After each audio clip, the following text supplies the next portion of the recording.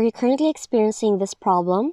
Then in this short video tutorial, we'll explain what you can do to retrieve the missing DLL file or make it accessible to the game or software so that it can run properly.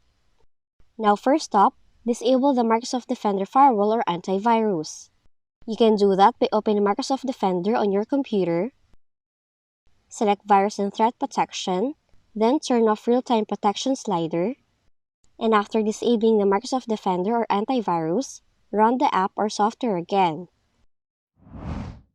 Now if that did not work, restore the missing DLL file from the list of the quarantined files.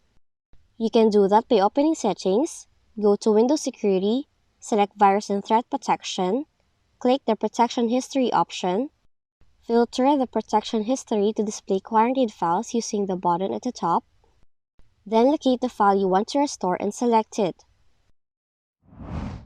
And lastly, if the error windows does not mention the missing DLL file, you can check its details in the Event Viewer.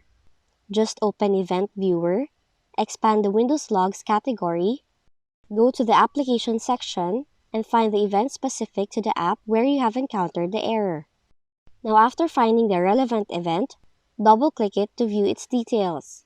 Now you will find its details in the General tab, and take note of the missing file name from there, and restore it from the quarantined files or download it externally.